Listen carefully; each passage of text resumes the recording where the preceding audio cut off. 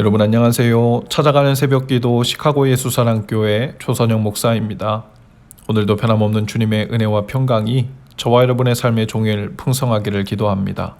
오늘 말씀은 창세기 34장 5절에서 7절, 25절에서 31절까지 말씀입니다. 제가 읽어드리죠. 야곱이 자기의 딸 디나의 몸을 세겜이 더럽혔다는 말을 들을 때 그의 아들들은 가축대와 함께 들에 있었다. 야곱은 아들들이 돌아올 때까지 이를 입 밖에 내지 않았다. 세겜의 아버지 하몰이 청혼을 하려고 야곱을 만나러 왔다. 와서 보니 야곱의 아들들이 이미 디나에게 일어난 일을 듣고 들에서 돌아와 있었다.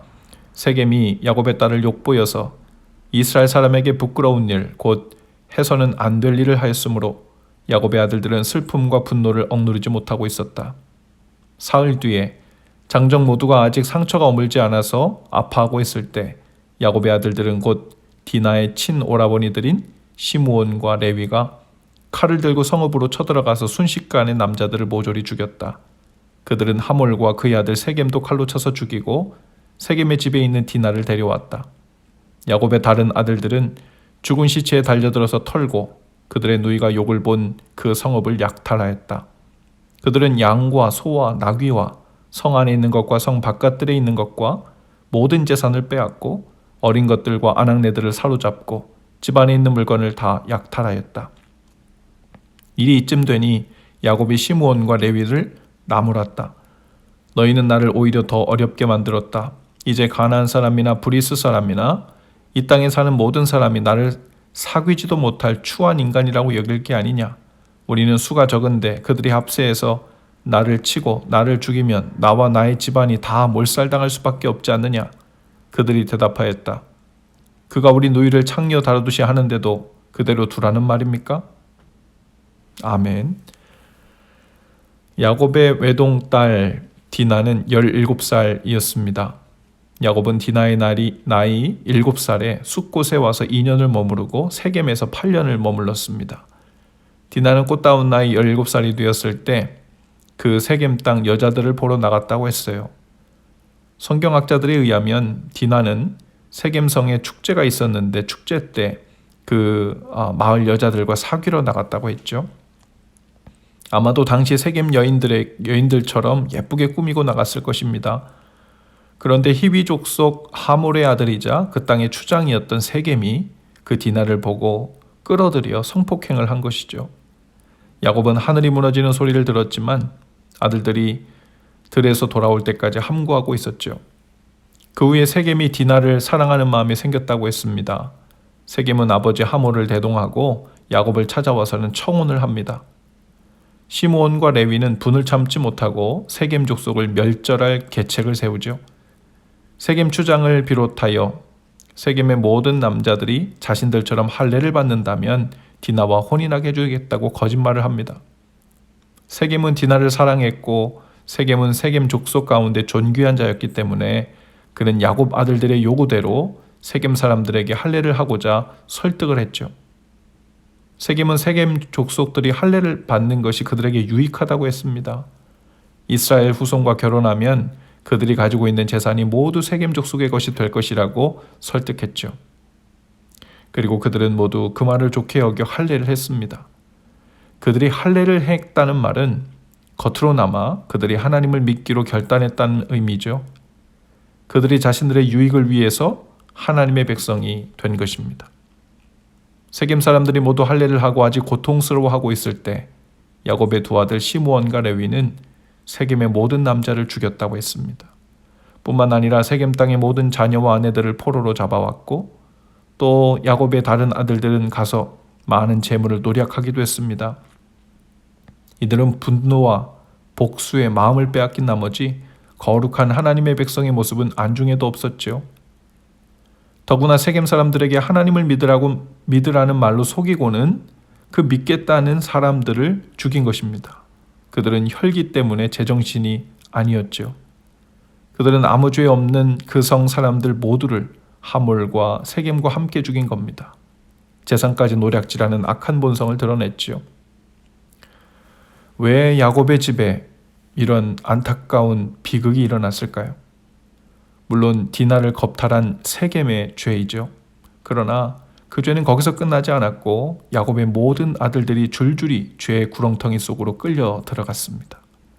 한편으론 디나 사건의 근본적인 책임이 야곱에게 있다고도 볼 수 있을 것입니다.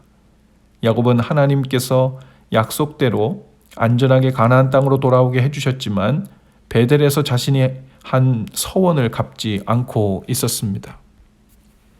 야곱은 28장 20절에서 하나님께 이렇게 서원했었습니다. 하나님께서 저와 함께 계시고 제가 가는 이 길에서 저를 지켜주시고 먹을 것과 입을 것을 주시고 제가 안전하게 저희 아버지 집으로 돌아가게 해주시면 주님이 저의 하나님이 되실 것이며 제가 기둥으로 세운 이 돌이 하나님의 집이 될 것이며 하나님께서 저에게 주신 모든 것에서 열의 하나를 하나님께 드리겠습니다.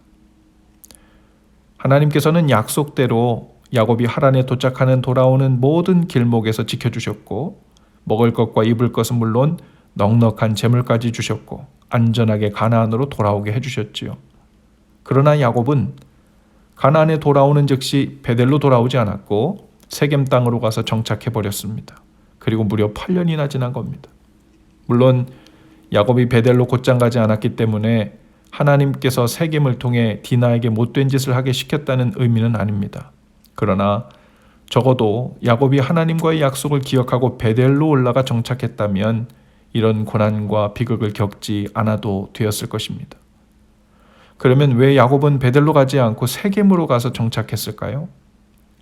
세겜은 북부 이스라엘의 중심지였습니다. 이곳은 북이스라엘이 사마리아로 수도를 옮기기 전에 수도였습니다. 이곳은 그리심산과 에발산의 중간 지역이었고 신약에 나오는 수가성이 있는 땅이었죠. 예수님이 사마리아 여인을 만난 곳이기도 하죠. 당시 그곳은 문화가 발달했고 경제적으로도 풍요로운 성이었습니다. 야곱은 이런 환경 조건 때문에 베델로 가지 않았던 것으로 보입니다. 베델은 당시 아브라함이 거했었던 삭막한 곳이었죠. 야곱은 자녀들을 풍요로운 환경에서 교육도 시키고 문화생활도 하면서 좀 더 편안하고 편리한 삶을 쫓아 세겜으로 가 정착한 것으로 보입니다. 눈에 보이는 현실에 안주하느라 하나님과의 서원을 까마득히 뒤로 미루고 잊고 있었던 겁니다. 야곱은 에서와의 극적인 화해를 통해 큰 은혜를 입었고 평생 마음의 짐을 내려놨습니다. 그리고는 걱정과 두려움이 사라지자 영적인 안일함에 빠진 것이죠. 죄는 이렇게 영적으로 안일한 순간에 발생합니다. 다윗도 사울 왕에게 쫓겨다닐 때는 죄를 짓지 않았습니다. 그러나 그가 통일 이스라엘 왕국을 이루었을 때 늦잠을 자고 옥상을 거닐다가 목욕하는 밧세바를 보고 음욕에 사로잡혀 간음죄를 짓죠. 죄는 거기서 끝나지 않습니다. 그 후 밧세바의 남편을 살해하기도 합니다. 또 거기서 끝나지 않습니다. 다윗의 자녀들 사이에서 또 강간 사건이 일어나고 살인 사건이 일어납니다. 나중에는 다윗의 아들 압살론에게 쫓기는 신사가 되기도 하지요. 이 모든 비극이 영적인 안일함에서 시작되었습니다. 그리고 야곱은 일이 이 지경이 되었는데도 정신을 못 차리고 있었습니다. 30절이에요. 일이 이쯤 되니 야곱이 시므온과 레위를 나무랐다. 너희는 나를 오히려 더 어렵게 만들었다. 이제 가나안 사람이나 브리스 사람이라 이 땅 모든 사람이 나를 사귀지도 못할 추한 인간이라고 여길 게 아니냐. 우리는 수가 적은데 그들이 합세해서 나를 치고 나를 죽이면 나와 나의 집안이 다 몰살당할 수밖에 없지 않느냐. 야곱은 이 일로 인하여 세겜 사람들이 우리를 공격하면 이제 나와 내 집이 망하겠다고 불평을 합니다. 야곱이 두 아들을 나무란 이유가 잘못되었죠. 그는 여전히 지독히도 자기중심적이었습니다. 그는 30절 한 절에서만 나라는 말을 7번이나 사용합니다. 그는 이 일로 인하여 아들들이 하나님의 거룩한 이름을 어떻게 욕되게 했는지는 말하지도 않아요. 하나님이 이 일을 두고 얼마나 슬퍼하실지는 말하지 않습니다. 하나님의 뜻이 무엇인지 생각지도 않습니다.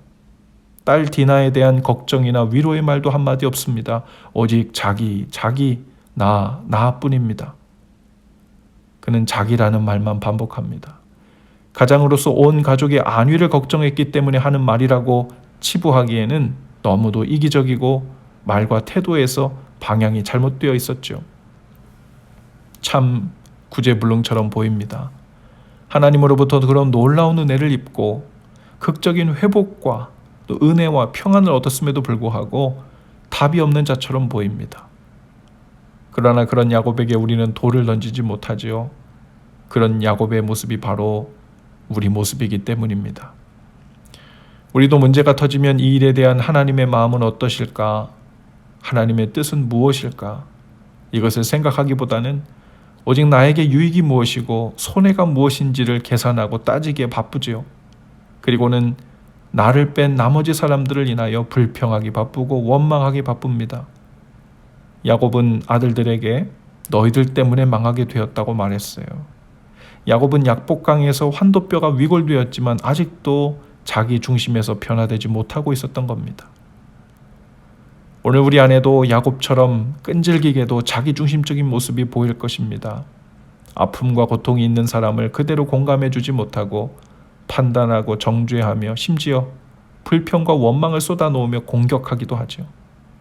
여전히 자기중심적으로 살려 하기 때문에 하나님을 찾아 베델로 올라갈 생각하지 않고 편리하고 즐거움을 주는 곳을 찾아 안주하려는 모습이 우리 가운데 있음을 고백하실 수 있기를 바랍니다.